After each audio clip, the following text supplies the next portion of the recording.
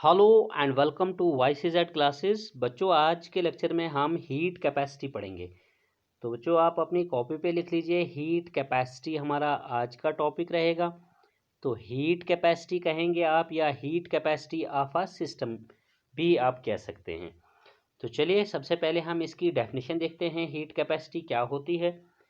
Heat capacity की definition आप लिखेंगे, it is defined as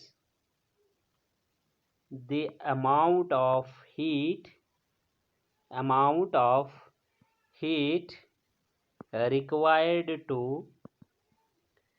raise the temperature of system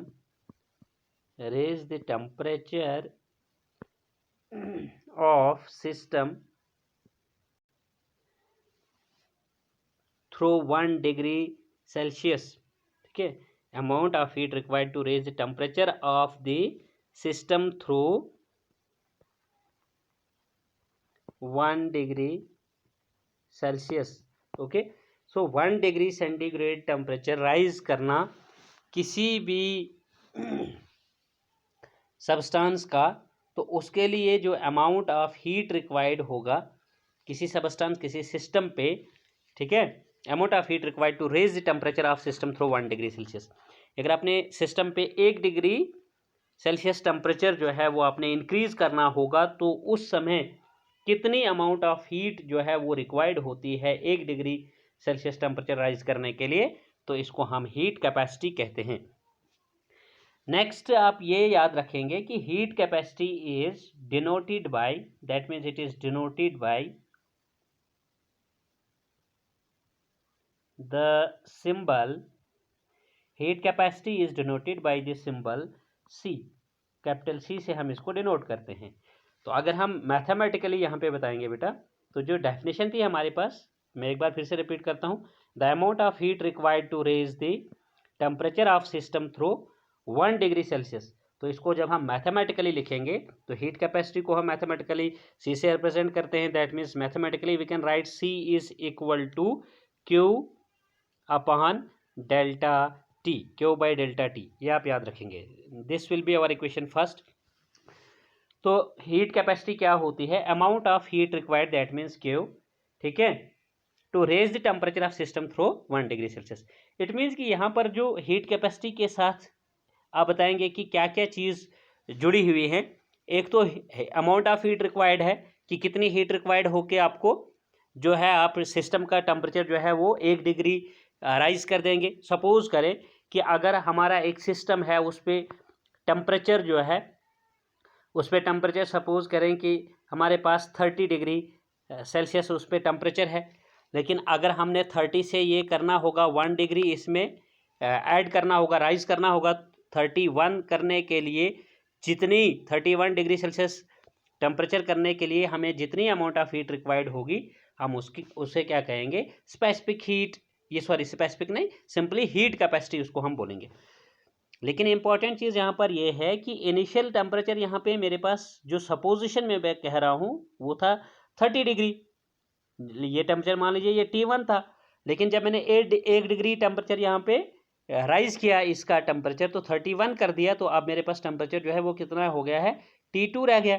तो ये T1 और T2 के बीच में मेरे पास क्या आ गया, इनिशियल और फाइनल स्टेट्स। तो T2 माइनस T1 करके मैं क्या लिखूंगा, 31 minus 30 equals to again 1 degree Celsius की ही मेरे पास यहाँ पे इंक्रीज देखने को मिल रही है। तो दिस T2 माइनस T1 को मैं यहाँ पे डेल्टा T करके लिख रहा हूँ। तो इसको हम मैथमेटिकली हीट कैपेसिटी को C equals to Q by delta T लिखते हैं।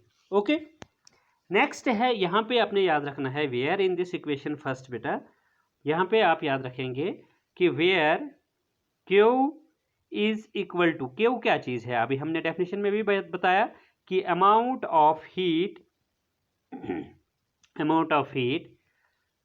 रिक्वायर्ड और amount of heat supplied to system, आप लिख सकते हैं amount of heat supplied to the system.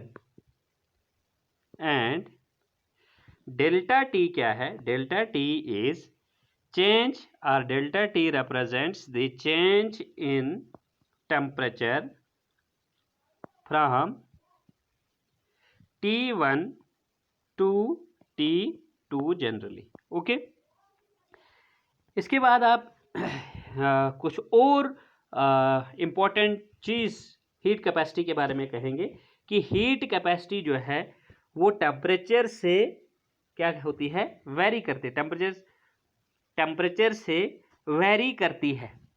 ठीक है, however you should have to keep in mind that heat capacity, star point में आप लिखेंगे heat capacity varies with temperature। heat capacity temperature से वेरी करती है। therefore we can say the value of heat capacity, therefore the value of heat capacity C has to be considered over a very narrow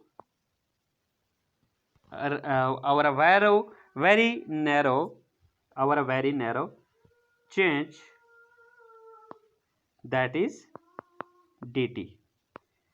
यानी 1 degree rise temperature जो है ये temperature change पे heat capacity very करती है, temperature की value पे। तो इस तरह की जो ये चेंज आती है ये हमारे पास स्मॉल चेंज आती है। ठीक है, नैरो चेंज आती है, स्मॉल चेंज आती है। इस नैरो और स्मॉल चेंज को हम dt से रिप्रेजेंट करते हैं। तो अगर हम डेल्टा टी करके बताते हैं तो डेल्टा टी एक लोअर चेंज होती है जिसको हम जनरली एक्सप्रेस करते हैं, लेकिन यहाँ पे एक स्मॉल चेंज है बेटा, इसमें इस टेम्परेचर चेंज जो है यहाँ पे हीट कैपेसिटी के दौरान में स्मॉल चेंज है, इसलिए हम इसको dt से यहाँ पे कहते हैं।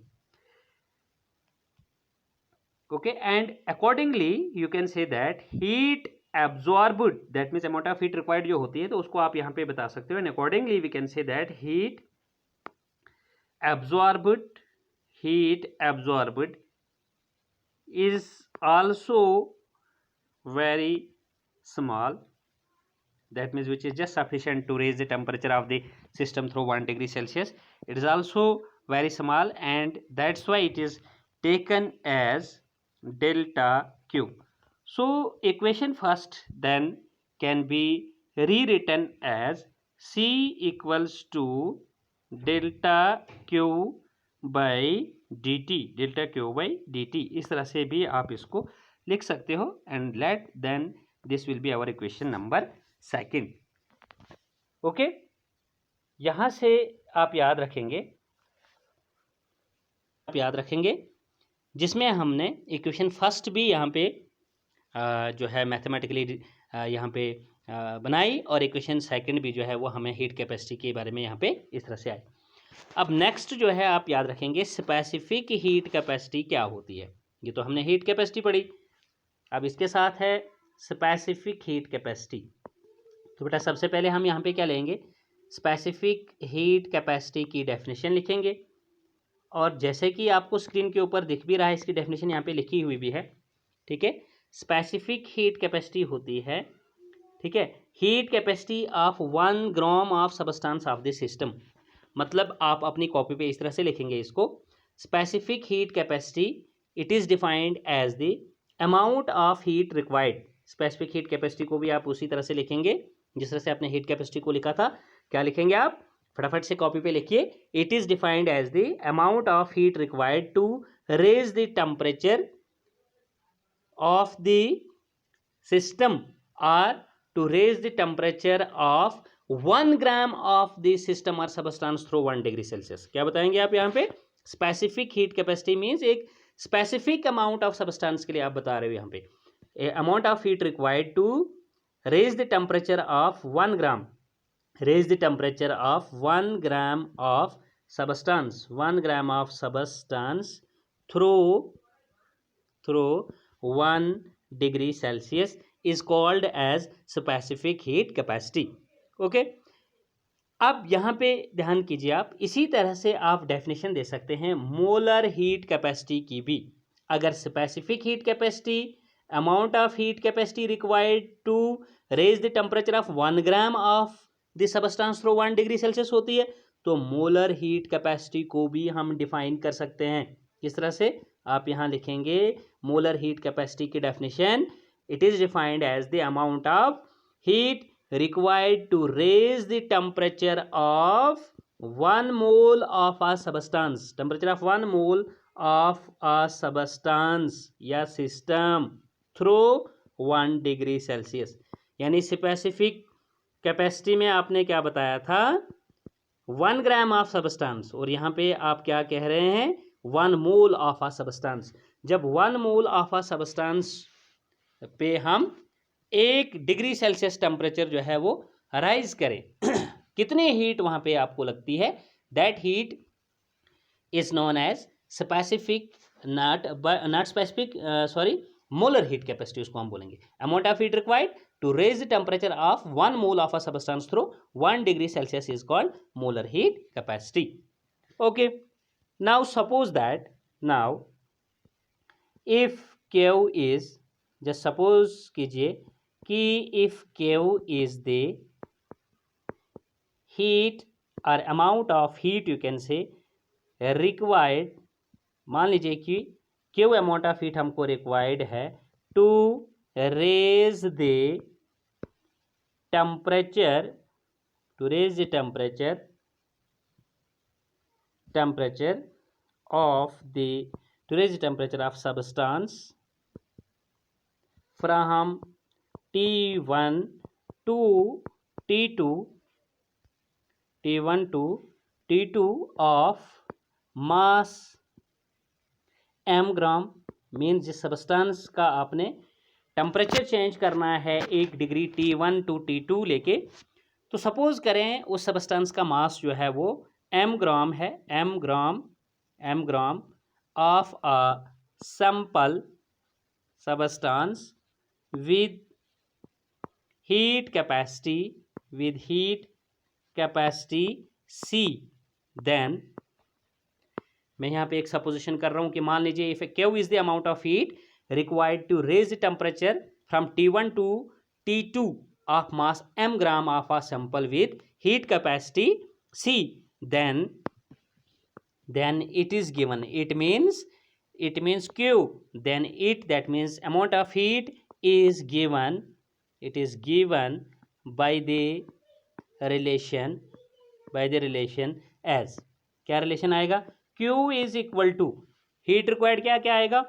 जो सैंपल सबस्टेंस होगा उसका मास मल्टीप्लाई उसके साथ जो हीट कैपेसिटी एसोसिएटेड होगी C, वो लिखेंगे आप, और साथ में लिखेंगे बेटा आप कि टेम्परेचर में जो चेंज बनेगा T2 minus T1, that means इसको मैं नेक्स्ट स्टेप में लिख सकता हूँ Q is equal to M into C, that means heat capacity, into T2 minus T1 को आप लिख सकते हो delta T, that means Q then is equal to MC delta T.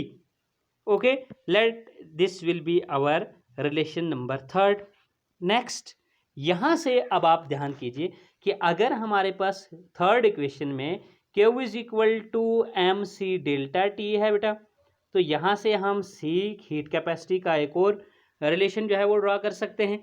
Then heat capacity C is equal to, देखिए C को जब हम यहाँ पे लिखेंगे इज इक्वल टू, इसको M और डेल्टा T के साथ मल्टीप्लाई है तो विच इज इक्वल टू ये आएगा. ठीक है, C is equal to Q by M into delta T, M into delta T, ये भी आप यहाँ पे लिख सकते हैं इस तरह से. And let this will be our question number 4. अब यहाँ पे हम एक इम्पॉर्टेंट रिलेशन आप ड्रॉ करने जा रहे हैं बेटा, ठीक है, ड्राइव करने जा रहे हैं. That means relation between CP and CV. ठीक है, ये क्वेश्चन हमारा, मैंने आपको यहाँ पे हीट कैपेसिटी भी बताया, मैंने आपको यहाँ पे स्पेसिफिक हीट कैपेसिटी भी बताई क्या होती है, मैंने मोलर हीट कैपेसिटी भी आपको बताई कि क्या होती है. अब हम करते हैं एक और क्वेश्चन करते हैं इस पे आज. अब है रिलेशन बिटवीन, क्या लिखेंगे आप कॉपी पे, relation between CP and CV. सबसे पहले बेटा आपने समझना है कि CP का मतलब क्या है और CV का मतलब क्या है. मैं आपको बताता चलूं, देखिए C होता है हीट कैपेसिटी, जैसे अभी हम पढ़कर आए. सी मीन्स हीट कैपेसिटी, और जब मैं यहाँ पे पी बॉटम पे लिखूंगा इसका मतलब है heat capacity of a system और सबस्टेंस एट कांस्टेंट प्रेशर, और सी वी जब मैं लिखूंगा इसका मतलब है heat capacity of a substance eight constant volume. ये आपने पहले अपने जहन में रखना है, और फिर क्वेश्चन को देखना है कि हम क्वेश्चन जो है वो यहाँ पे करने जा रहे हैं relation between C P and C V. तो यहाँ पे आप फिर से मैं बताऊंगा कि इसका सॉल्यूशन जैसे ही आप करेंगे relation between C P and C V जो आप बताएंगे, तो आप लिखेंगे, इसको शुरू करेंगे आप, the heat capacity of a system, heat capacity of a system, heat capacity of a system measured at or determined at constant pressure is called, इसको ही हम कहते हैं is called, उसे हम कहते हैं heat capacity at constant pressure, heat capacity at constant pressure represented as Cp। Similarly आप बताओगे heat capacity of a system measured और determined at constant volume is called heat capacity at constant volume and represented as CV। Okay, now यहां पे आप बताएंगे we now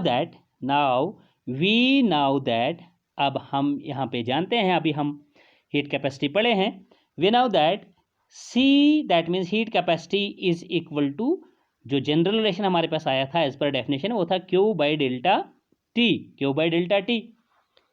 when C is equal to Q by delta T, तो आपको मालूम है बेटा यहाँ पे जो मैंने पिछला क्वेश्चन आपको कराया था कि Q जो है हमारे पास, हीट जो है हमारे पास, इसको हम ये भी लिख सकते हैं heat capacity at constant volume as well as at constant pressure, अभी जो मैंने आपको बताया।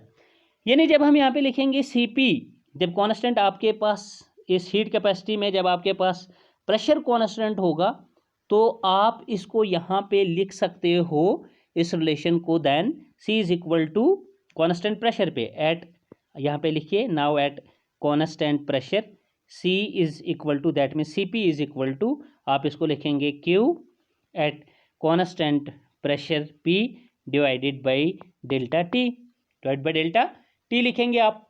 ओके, तो विच इज इक्वल टू, यहाँ पे आप लिखेंगे बेटा, आपने यहाँ पर याद रखना है कि जो ये QP होता है, ये हम पीछे पड़े हुए हैं, ये बराबर होता है डेल्टा H के, तो मैं यहाँ पे इसको लिखूंगा QP की जगह में लिखूंगा यहाँ पे डेल्टा H, ठीक है, क्या लिखूंगा डेल्टा H, और अपान करूंगा डेल्टा टी।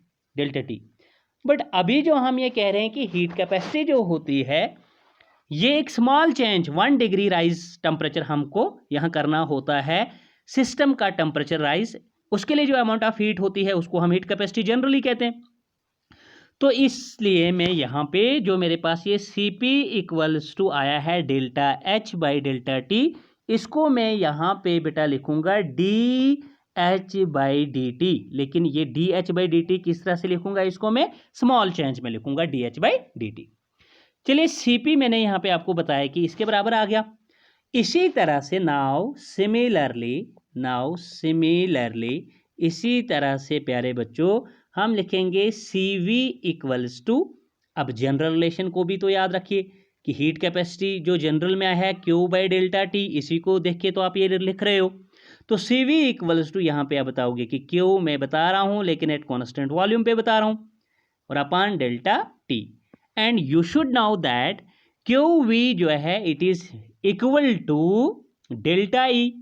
QV जो है ये किसके बराबर होता है, ये बराबर होता है डेल्टा ई के, और अपान हम लिखेंगे यहाँ पर डेल्टा टी एज सच जो है। यानी मैंने यहाँ पे क्या लिखा, QV की जगह पे मैंने डेल्टा ई लिखा, क्यों, क्योंकि ये हम पीछे पड़े हैं, ये QV equals to delta E के बराबर होता है, QP equals to delta H होता है। तो अब स्मॉल चेंज के हिसाब से मैं यहाँ पे लिखूंगा डेल्टा के बजाय DE बाई dt, तो और यहाँ से आपका क्या है, ये क्या चल रहा है, यहाँ से लेफ्ट साइड से CV, तो CV इज इक्वल टू आपके पास, मैं और करके यहाँ पे बताऊंगा, CV is equal to DE/DT, हमारे पास ये रिलेशन आ रहा है। ओके, CP भी मैंने अभी आपको बताया, वो आपका DH/DT आया, और CV जो है वो आपका DE/DT आया। नाउ अब देखिए बेटा, हम कहेंगे नाउ रिलेशन CP और CV का जो है, now CP minus CV equals to, अब जब CP माइनस CV हम करेंगे तो रिलेशन से याद रखिए, CP किसके बराबर आया था हमारे पास, heat capacity at constant pressure किसके बराबर आया था हमारे पास, अभी हमने किया DH/DT आया था, और माइनस CV आया अभी हमारे पास DE/DT। ओके बेटा, which is further equal to, देखिए यहां पे हम आप लिखेंगे डी, ये यहाँ पे आप CP माइनस CV याद रखेंगे कि यहाँ पे CP माइनस CV हमारे पास इसके बराबर आ गया, ठीक है। बट वी नाउ दैट, लेकिन हम जानते हैं, क्या जानते हैं आप, we now that H is equal to, that means enthalpy, अगर मैं खाली H को देखूंगा, H क्या है, इंथैल्पी है, जो कि होती है sum of internal energy and product of pressure and volume, that is H is equal to E plus PV, and E plus PV अगर H होती है, and PV you know as per the gas equation, PV equals to RT, PV equals to nRT होता है, लेकिन मैं PV equals to RT बता रहा हूं, इसलिए for 1 mole of a gas, अगर मैं N की वैल्यू क्या ले रहा हूं, 1 ले रहा हूं, तो फिर वहां पे 1 इंटू RT, तो RT आएगा, यानी 1 मोल ऑफ गैस के लिए मैं बता रहा हूं कि PV जो है फिर फर्दर RT के बराबर होता है। अगर ये सिचुएशन हम यहां पे बता रहे हैं, तो then our above relation, that mean CP minus CV जो अभी हमने किया, उसको आप इक्वेशन फर्स्ट मान लीजिए, CP minus CV equals to DH/DT minus DE/DT, जो आपके पास आया वो आपके पास इक्वेशन फर्स्ट है बेटा, उसको इक्वेशन फर्स्ट आप बता दीजिए।